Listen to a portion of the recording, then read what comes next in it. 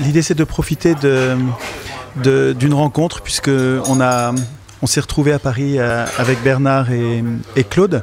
C'est de profiter de cette occasion pour donner à Bernard l'occasion d'approfondir et de réactualiser un sujet important qui est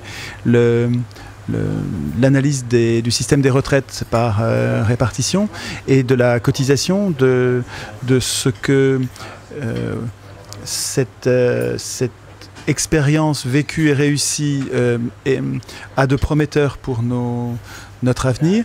Et l'idée, c'est à l'occasion de la prochaine traîtrise du Parti Socialiste, qui a déjà annoncé qu'il allait falloir se préparer psychologiquement à augmenter à nouveau l'âge de la retraite, de rappeler les fondamentaux, c'est-à-dire que la non-nécessité de ce nouveau sabordage.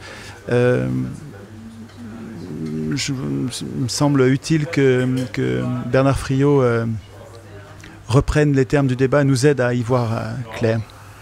Bernard, si tu veux bien introduire ce débat, puis si on a des questions, des observations, on en profitera pour te relancer, mais reprendre ce chantier essentiel. Merci beaucoup. L'enjeu de la réforme des retraites telle qu'elle est pratiquée depuis maintenant une bonne vingtaine d'années, puisque, disons, l'acte premier, c'est Seguin qu'il pose en 87 en indexant les retraites non plus sur les salaires mais sur les prix. 87, mais disons que le débat public orchestré autour du choc démographique, c'est vraiment Rocard qui le lance en 91 avec le livre blanc sur les retraites et un projet de réforme Rocard donc, qui ne pourra pas mettre en œuvre parce qu'il sera remplacé avant, que Bérégovoy est en train de mettre en œuvre, mais il perdra les élections de 93, et c'est finalement, comment s'appelle-t-il, Balladur, qui, en juillet 93, alors qu'il vient d'arriver au pouvoir, donc il n'a pas eu le temps de préparer de dossier, quoi que ce soit, reprend les dossiers Rocard et Bérégovoy et fait la réforme. Donc depuis 20 ans, nous sommes avec une entreprise réformatrice qui est, en citant les noms de Seguin, Bérégovoy, Rocard, Balladur, qui est donc une entreprise commune au Parti Socialiste et à l'UMP, sans que jamais l'initiative de l'un soit déjugée par l'autre, puisque Jospin va entériner entièrement les réformes Balladur, et Hollande entérine totalement les réformes Chirac et Sarkozy.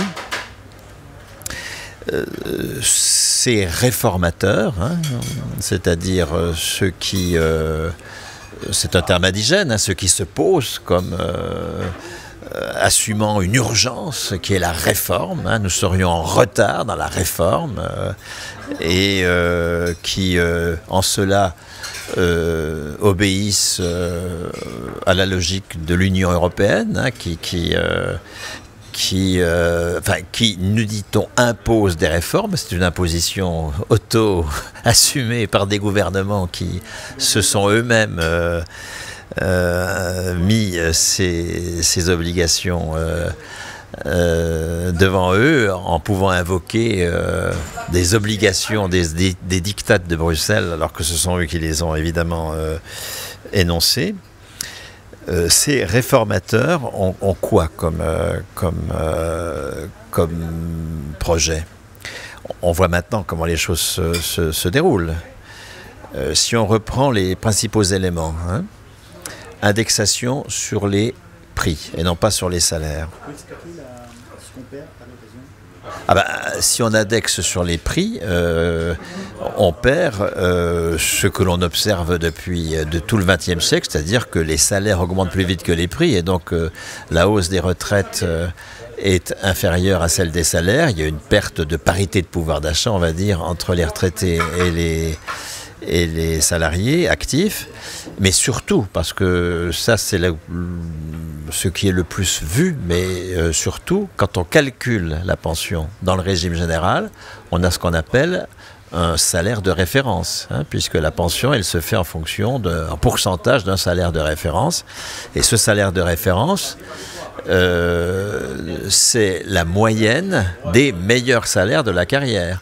Et ces meilleurs salaires de la carrière, ils étaient jusqu'en 87 actualisés au moment où on calculait la pension en fonction de la hausse des salaires. Vous preniez votre pension en 87, vous aviez votre meilleur salaire, un de vos meilleurs salaires, c'était 10 ans à l'époque, un de vos 10 meilleures années, c'était 1974. On ne prenait pas évidemment le salaire nominal de 74, d'accord, on l'actualisait, et on l'actualisait en fonction de la hausse des salaires entre 74 et 87. À partir de 87, on l'actualise en fonction de la hausse des prix entre 74 et 87. L'essentiel de la décélération des retraites que l'on observe depuis... Ah oui, ça vient de ça. C'est une mesure qui est d'ailleurs pratiquement... Ah oui, l'essentiel, oui. Qui est pratiquement jamais analysée pour ce qu'elle est.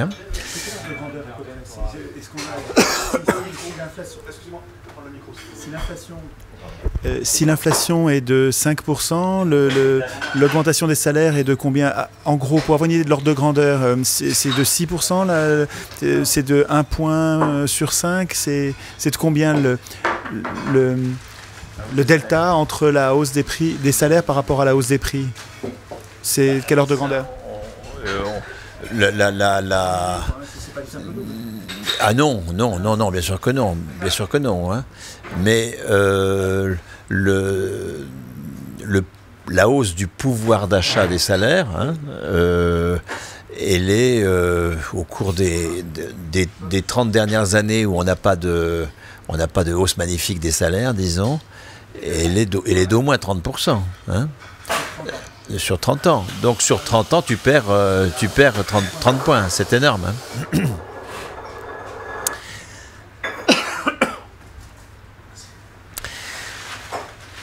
Donc ça, c'est la première dimension de la réforme. Deuxième dimension de la réforme, elle s'attaque au salaire de référence.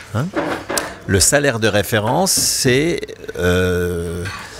dans la tradition syndicale, dans la bagarre syndicale, tout au cours du XXe siècle, jusqu'en 1995, le salaire de référence, c'est le meilleur salaire. Bon, dans la fonction publique, c'est le meilleur salaire, parce que dans la fonction publique, les fonctionnaires ont une pension qui est la poursuite de leur dernier traitement, et le dernier, c'est le meilleur, puisque dans la fonction publique, il y a une progression régulière du salaire. Et dans le privé, la bagarre, quand on regarde les textes syndicaux des années 30, 40, 50, 60, etc., 70, c'est une forme d'alignement sur cette référence-là qui est la fonction publique autour du meilleur salaire. Et ce qui est obtenu dans les années 70, c'est les 10 meilleures années. Ça, c'est le point ultime de la réussite syndicale, mais qui continue à revendiquer que ce soit la meilleure année. D'accord. Mais enfin, on a obtenu les 10 meilleures années. Qu'est-ce que font les réformateurs? Ils passent de 10 aux 25 meilleures années. Et qu'est-ce qu'ils font aujourd'hui dans leur projet? C'est toute la carrière. Donc, c'est de supprimer le salaire de référence en tant que le meilleur salaire. Troisième élément de la réforme, c'est le taux de remplacement. Le taux de remplacement, c'est le cœur de la construction de notre système de pension. Notre système de pension, il a été construit autour de la thématique la pension, c'est un revenu de remplacement.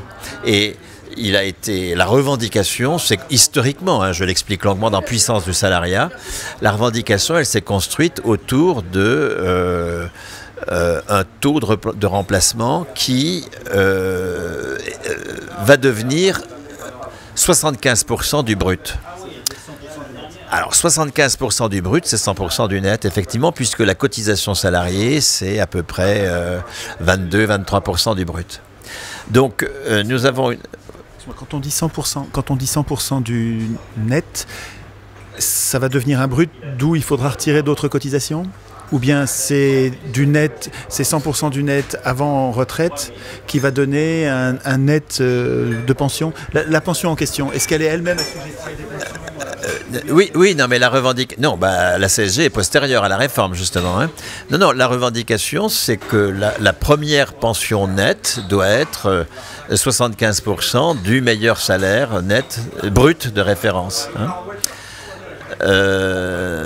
Et donc, on doit avoir 75% du brut dans la pension nette, d'accord? Et donc, la pension nette doit être 100% du net. C'est le prolongement, hein, d'accord? C'est ça la revendication. Hein. Tu as, là encore, du côté des réformateurs, c'est quoi la réforme? C'est supprimer du vocabulaire le taux de remplacement. Pratiquement, si tu as un système par points, par exemple, hein, qui est le système de la GERCARCO, si tu as un système à la suédoise, enfin bref, ce que les réformateurs nous préconisent. Hein, pour le moment, ils n'ont pas encore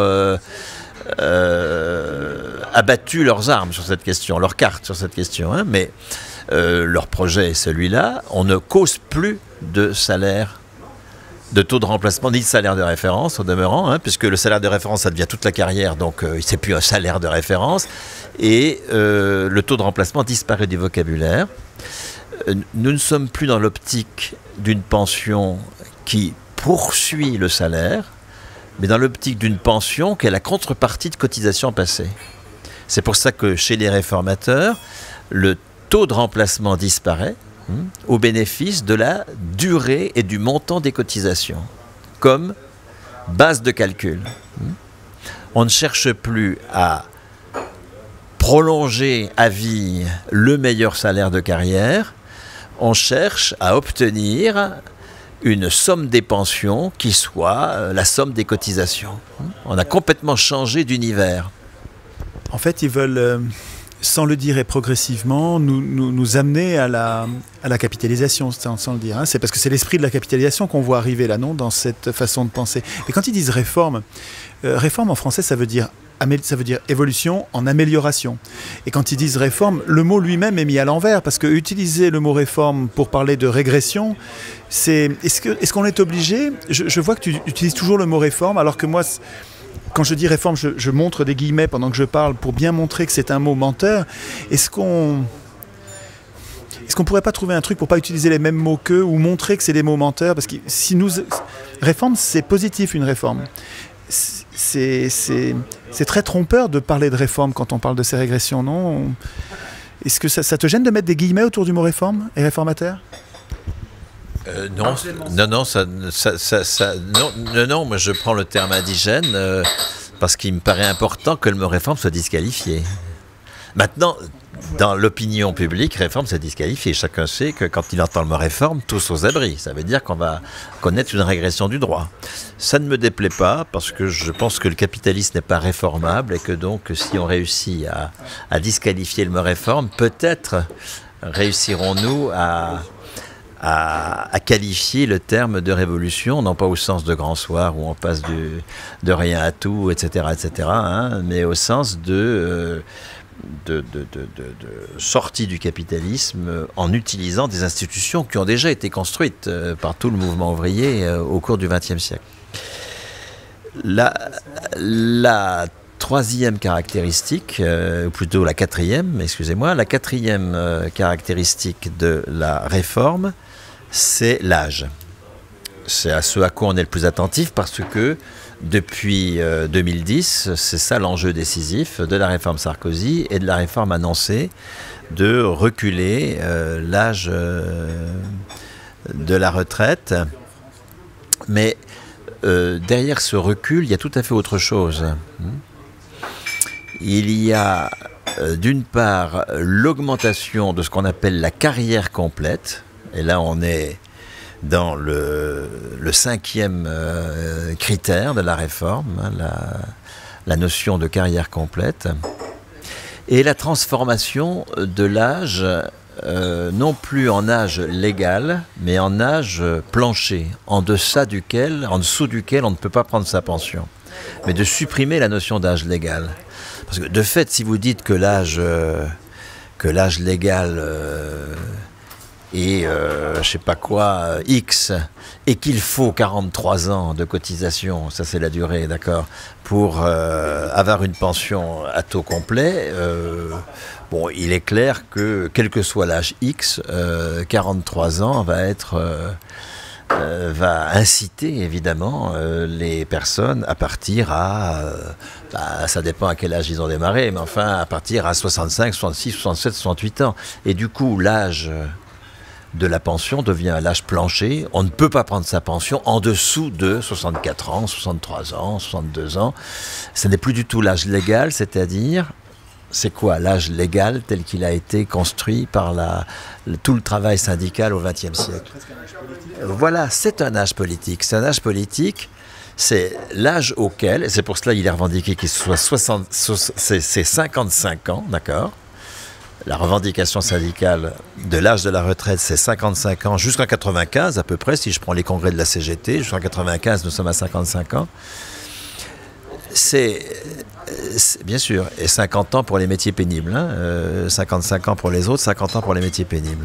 Ce qui a été pratiqué, pour les instituts, enfin il y a un certain nombre de métiers où on partait en retraite à 55 ans en demeurant, c'était déjà un acquis, et le mouvement syndical, en tout cas le mouvement syndical de transformation sociale, était construit autour de la généralisation de cet acquis à 55 ans.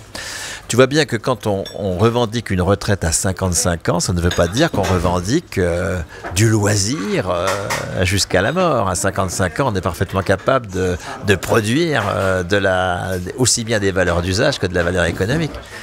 C'est donc une seconde carrière qui est revendiquée. Ce qui est revendiqué, c'est une seconde carrière avec un salaire à vie, puisque nous avons un 100%, d'accord, du meilleur salaire. Tu vois la cohérence, hein? À 50%, je suis la cohérence revendicative. On n'avait pas atteint cela. Je dis la revendication.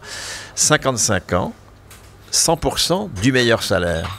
Bon, ça veut donc dire que nous avons une seconde carrière de salaire à vie, hein, où on est débarrassé du marché du travail, débarrassé de l'obligation de valoriser du capital pour avoir droit au salaire. Oui, enfin libre de travailler. Hein.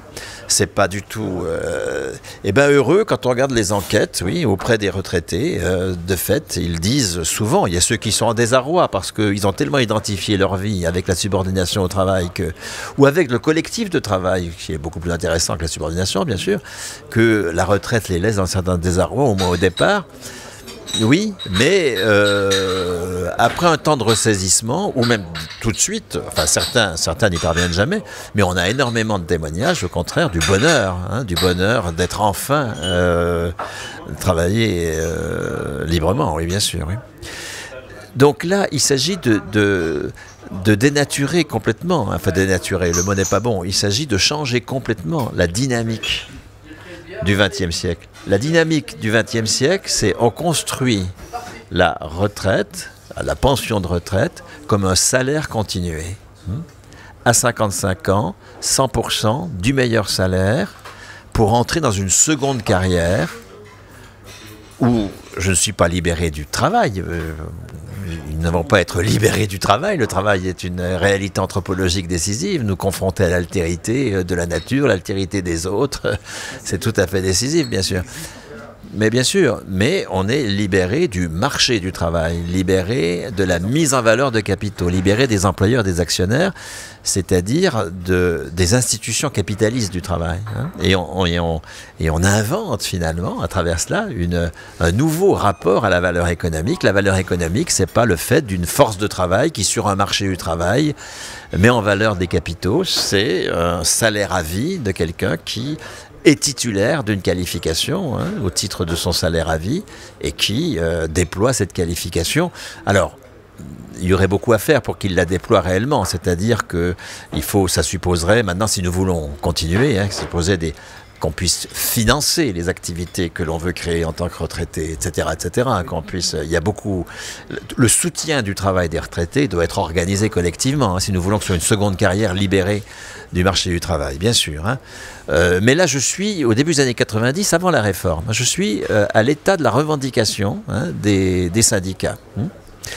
Reste reste le cinquième critère que j'ai donné, c'est-à-dire la carrière complète. La carrière complète, c'est-à-dire celle qui est jugée nécessaire pour avoir une pension complète. C'est 37 ans et demi, comme c'est bien connu, hein. C'est 150 trimestres, c'est pareil, c'est la fonction publique. La fonction publique, depuis le 19e siècle, fonctionne sur la pension comme poursuite du traitement à raison de 2% du meilleur salaire par année d'activité dans la limite de 75%. C'est ça le 75% du brut, hein, bien sûr. Hein.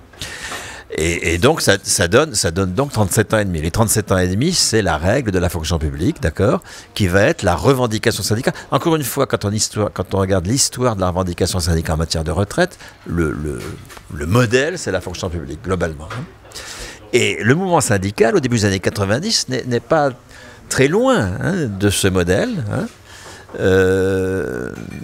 puisque quand on regarde l'échantillon interrégime des retraités, l'échantillon interrégime des retraités, c'est-à-dire un dispositif très lourd qui concerne plusieurs centaines de milliers de ménages de retraités et qui permet de connaître la structure le niveau et la structure des ressources de ces ménages, on s'aperçoit que pour la cohorte des salariés nés des salariés et des actifs en général, pas que des salariés, pour la cohorte des actifs nés en 1930, et qui donc prennent leur pension entre 90 et 95, hein, ils ont entre 60 et 65 ans. Nous sommes là donc tout à fait au début de la réforme, hein, qui n'a pas encore eu vraiment d'implication décisive. Hein. Le taux de remplacement dans le secteur privé est en moyenne de 84%. C'est-à-dire que la première pension nette, c'est 84% du dernier salaire net, hein, du dernier salaire net. On n'est pas encore au 100% du net, mais tu vois qu'on a quand même, vous voyez qu'on a quand même très massivement augmenté au cours du siècle. Hein. Et la revendication syndicale, c'est dans cette dynamique-là, on continue hein, à revendiquer 100% du net. Mais avec quand même une autocensure qui n'est pas sans signification, hein. Parce que c'est pas la même chose. Bah oui, c'est pas la même chose de revendiquer. C'est la même chose de revendiquer 75% du brut ou 100% du net, et pourtant ça n'est jamais exprimé en termes de 100% du net. Tellement c'est politiquement incorrect de revendiquer d'avoir le même salaire comme retraité que comme actif. Hein. Et du coup, on va dire 75% du salaire de référence. Et aujourd'hui, par exemple, si tu interroges des syndicalistes, je ne parle pas de ceux qui ont bazardé tout ça comme à la CFDT, hein, mais si tu prends des gens à la CGT ou à Solidaire ou à la FSU ou à la CNT, ils ne savent plus très bien si c'est 75% du brut ou du net qui est revendiqué. Eh bien oui, ils ne le savent plus très bien. C'est-à-dire que là, on a un affaissement de la revendication du taux de remplacement. On a un affaissement de la revendication de l'âge. C'était 55 ans, maintenant c'est 60 ans dans la revendication. On a un affaissement de la revendication de la durée de carrière, puisque la durée de carrière, c'était 37. On était arrivé à 37 ans et demi, mais c'était avec l'objectif, bien sûr, de diminuer encore, hein, de réduire la durée de carrière. Or, au mieux aujourd'hui, les syndicats qui refusent la réforme revendiquent le retour aux 37 ans et demi, mais on est 20 ans plus tard, on est en 2013, on n'est plus en 93, d'accord ?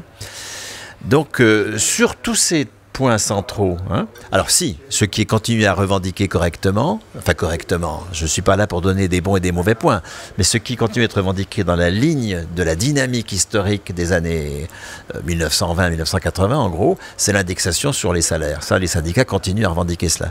Mais tu vois, sur les différents éléments que sont le taux de remplacement, l'âge, le salaire de référence, où on en est resté, hein, on revendique le retour aux 10 meilleures années, hein, alors qu'on est 20 ans plus tard, encore une fois, hein, on est en 2013. Le retour aux 10 meilleures années, sur l'hésitation sur le taux de remplacement, est-ce que c'est du brut ou du net ? Sur les annuités, il y a une forme d'effacement de la dynamique des décennies présentes. Il y a donc bien une réussite des réformateurs. Hein. Or, je termine sur ce point, hein, et c'est peut-être là-dessus qu'il faudrait qu'on discute. L'enjeu des réformateurs, tu as raison de dire que c'est de faire advenir la capitalisation. Mais la capitalisation, c'est pas pour demain. Nous sommes en France à 97% en répartition. Et sur l'Europe occidentale, on est à 90% en répartition. Donc les réformateurs, ils savent très bien que la répartition, ça reste et ça restera fort longtemps le cœur du dispositif. Donc leur problème, c'est pas tellement de passer à la capitalisation, c'est impossible. Leur problème, leur ambition, c'est de changer le sens de la répartition. Que ce ne soit plus du salaire continué, que ce soit la contrepartie de cotisations passées. C'est ça le cœur de la réforme. S'ils y arrivent, ils nous préparent psychologiquement à accepter ce qui sera le passage à la capitalisation, parce qu'on aura déjà intégré qu'il y a une logique assurantielle à l'intérieur du système. Quand Gérard Filoche dit on n'arrive déjà pas à mettre les gens à 60 ans à la retraite, on est obligé déjà de les licencier avant. La plupart des gens, à part dans la fonction publique, les gens n'arrivent déjà pas à la retraite. Quand on augmente l'âge de la retraite, sans le dire, ce qu'on fait, c'est qu'on diminue les pensions. Tu es d'accord avec ça? C'est-à-dire qu'en fait, l'idée, ils savent très bien qu'ils prétendent que nous devons travailler plus longtemps parce qu'il y a un problème démographique. D'ailleurs, peut-être qu'il faudra que tu nous rappelles comment démonter cet argument-là, que nous n'avons pas ce problème démographique, nous ne l'avons pas et on est tout à fait capable de l'assumer. C'est peut-être la deuxième partie de la question, mais d'abord, est-ce que ça te semble plausible que les réformateurs, entre guillemets, savent très bien qu'en augmentant l'âge de la retraite, ils ne vont pas nous faire travailler plus, puisqu'ils n'arrivent déjà pas à nous faire travailler jusqu'à 60 ans, et qu'en fait, l'enjeu, c'est de diminuer les retraites pour augmenter les profits, j'imagine? Oui, est-ce que la diminution des retraites augmente les profits? Il serait supposé que les cotisations sont prises sur le profit, ce qui ne me paraît pas exact, mais ça ne me paraît pas suffisant comme explication de la réforme. Le but de la réforme, c'est pas simplement de réduire la pension en répartition. Encore une fois, c'est un enjeu beaucoup plus décisif à mon avis, hein, qu'un enjeu de tuyauterie en quelque sorte, hein, et un enjeu de pouvoir d'achat. Je ne dis pas que le pouvoir d'achat est négligeable quand on sait le caractère scandaleusement dérisoire des pensions des femmes par exemple, hein, et que vient aggraver encore les mesures de la réforme bien sûr. Mais l'enjeu décisif des réformateurs, c'est toujours le même, hein. C'est le maintien de la maîtrise de la valeur économique par la classe dirigeante. Or, la définition de la valeur économique par la classe dirigeante, par le capital, c'est il y a production de valeur économique si des forces de travail se présentent sur un marché du travail, si des employeurs les embauchent, des employeurs qui sont des propriétaires lucratifs, et s'ils produisent des biens et services qui vont valoriser du capital. On va définir comme cela la valeur.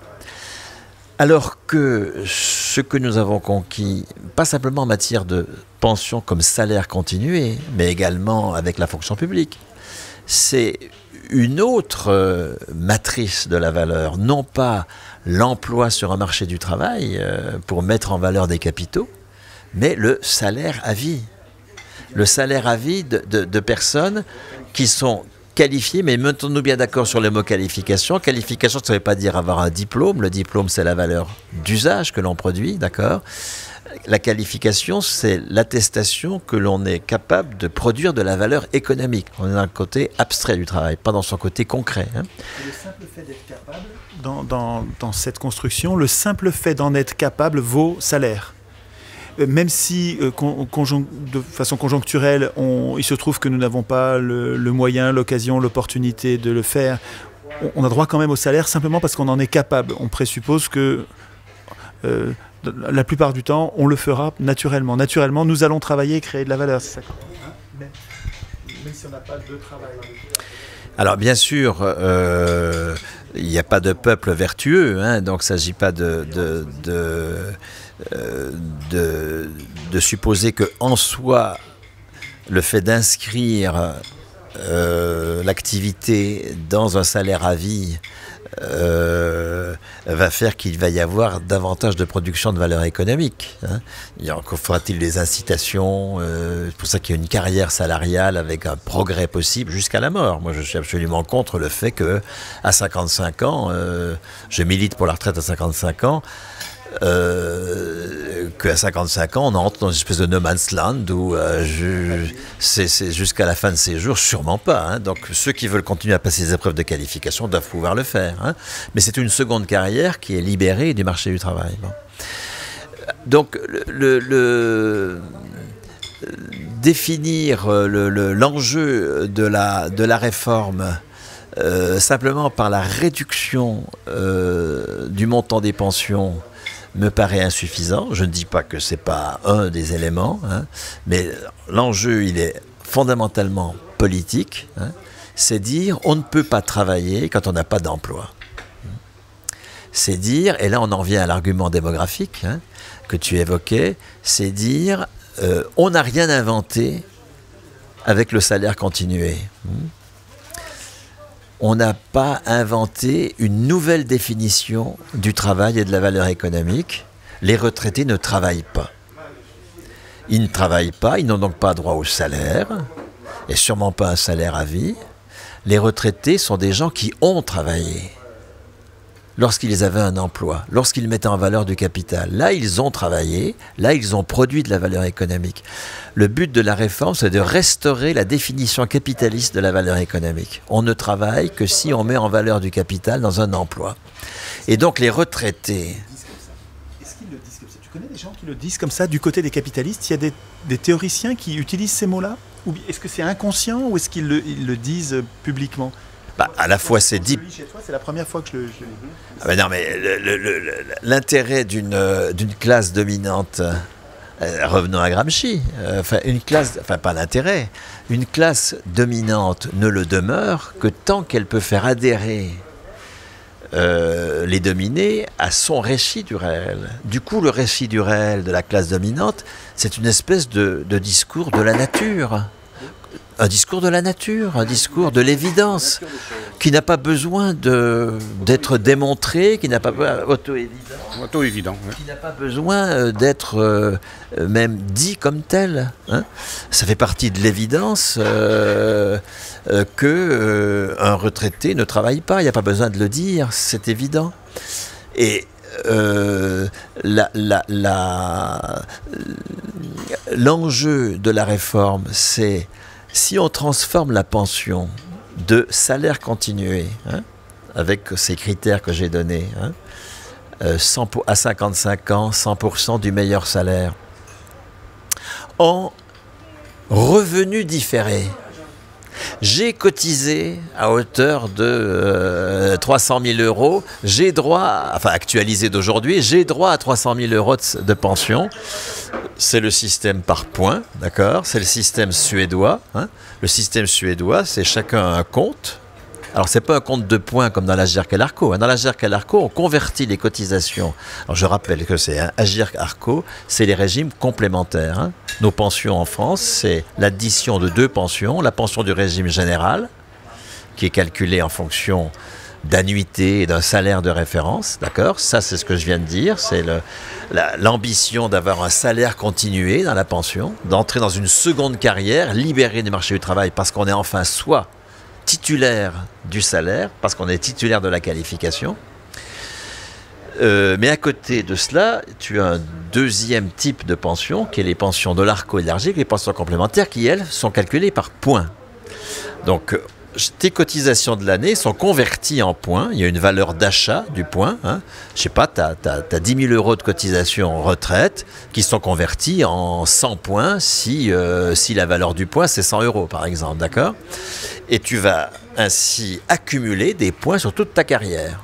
Donc, tu vois, il n'y a plus de salaire de référence. Nous sommes dans la logique des réformateurs. Là, hein. Et ensuite, ta pension... elle va être en fonction des points que tu as accumulés. Tu vas avoir 20 000 points, par exemple, d'accord ? Tu auras accumulé 20 000 points au cours de ta carrière. Et là, dans le système français, tu vas avoir un système de valeur de liquidation du point, c'est-à-dire, si c'est 1 euro, la valeur de liquidation du point, eh ben, tu auras droit à 20 000 euros de retraite annuelle. Si c'est 50 centimes, tu auras droit à 10 000 euros de retraite annuelle. Si c'est 15 euros, tu auras droit à 20 000 multiplié par 15. C'est pour quelle proportion de l'ensemble de la pension, cette façon de calculer? Ça dépend si tu es cadre ou pas. Ça dépend de ton salaire. Alors, quand tu es cadre, ça peut être plus de la moitié de la pension. Hein, qui est calculé comme ça. Qui est calculé comme ça parce que la retraite du régime général ne peut pas excéder 1 400 euros à peu près. Hein, compte tenu de son mode de calcul, puisque c'est 50% du salaire plafonné et que le plafond il est à 3 000 euros brut, hein, d'accord. Donc tu peux pas, même si tu as toute ta carrière, tu peux pas aller au-delà de 1 400 euros. Et donc si tu as une retraite comme cadre de 3 000 euros, bah, tu vois, tu as 1 600 euros qui vient de l'Agirc-Arrco, qui est calculé. Voilà, d'accord. Et c'est ce que veut faire les réformateurs, le PS, la CFDT, le MEDEF, l'UMP, c'est généraliser le régime par points. Quel est leur intérêt? Quel est leur intérêt? Alors, l'intérêt, c'est de changer le sens de la pension. Hein. C'est encore une fois, c'est pas d'abord de réduire son niveau.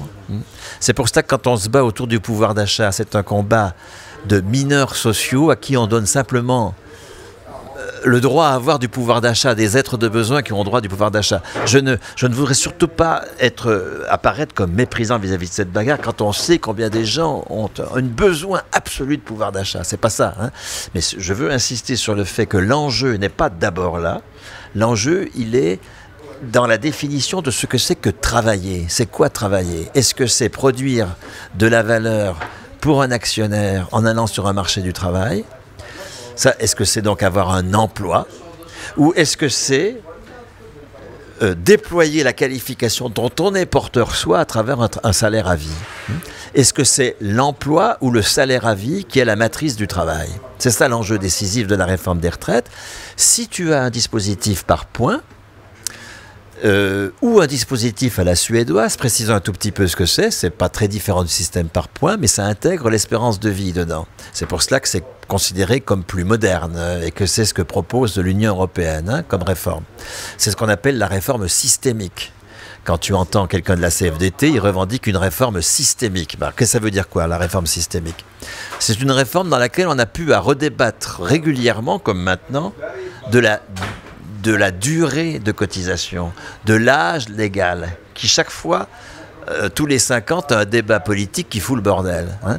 Si tu as une réforme systémique, tu n'as plus de débat politique, c'est terminé. Et donc tu es dans une espèce de naturalisation, là encore une fois, d'inscription comme évidente du régime. Alors, c'est quoi le système suédois de pension publique? Parce que nous sommes chez Beveridge en Suède, et donc tu as 2 types de pension. Tu as la pension professionnelle, qui est une pension en capitalisation, qui est dans les pays, dans les îles britanniques, qui est le cœur de la pension. L'essentiel de la pension, c'est la pension professionnelle. C'est aussi très décisif aux Pays-Bas, par exemple, au Danemark. Et puis, tu peux avoir un dispositif dans lequel la pension professionnelle a moins de place, mais reste décisive, en Norvège, en Suède, en Finlande, avec une pension publique qui, elle, est majoritaire. Et donc, ce que je vais décrire là, c'est la pension publique, hein, puisque les régimes beveridgiens ont une pension professionnelle en capitalisation et une pension publique qui est soit par l'impôt, quand c'est pas grand-chose, soit par une cotisation, mais dont on va justement préciser la formule. C'est le cas de la Suède. Les cotisations retraite à hauteur de 16% du salaire brut. Hein, à comparer à nous, hein, la cotisation retraite, globalement, c'est 26% du salaire brut. Hein. Donc c'est de te dire la place qui reste pour les régimes en capitalisation en Suède. Hein. Pour avoir un taux de remplacement comme le nôtre, il faut énormément de capitalisation. Ça, on n'en parle jamais. Hein. Parce que les réformateurs avancent masqués, bien sûr. Hein. Donc, quand tu dis qu'ils veulent promouvoir la capitalisation, c'est pas faux. Hein. Et pour cela, il faut qu'ils gèlent le système en répartition. Et pour geler le système en répartition, il faut geler le taux de cotisation. C'est pas le mettre en faillite. Non, c'est pas le mettre en faillite. Non. C'est supprimer la référence au taux de remplacement. Donc, il n'y a pas de faillite. c'est distribuer des pensions qui soient cohérentes avec les cotisations versées. Hein. Donc il n'y a pas de faillite. Mais il n'y a plus de référence au salaire, il n'y a plus de référence au taux de remplacement, et tu peux avoir un taux de cotisation qui est égal. Pour la Suède, c'est prévu que pour un demi-siècle, ça va être 16%. Bon. Pourquoi? Parce qu'il faut que les gens aient des anticipations de long terme, s'ils veulent par ailleurs faire de l'épargne en régime professionnel, s'ils veulent acheter une maison, que sais-je encore, d'accord, pour compléter leurs ressources de retraite. Et donc, le taux de cotisation, il a vocation à être stable. Là encore, c'est ce que font les réformateurs chez nous. Depuis 15 ans, il n'y a aucune hausse du taux de cotisation. On est gelé. Depuis les derniers accords Agirc-Arrco, on est gelé. Depuis 95-98, il n'y a plus de hausse du taux de cotisation. Alors que pour construire un salaire continué, ce qui était, il fallait en permanence augmenter le taux. On est passé de 8% en 45 à 26%, je reprends le cas français, en 95. Et puis depuis 95, ça ne bouge plus. Là encore, c'est une victoire réformatrice.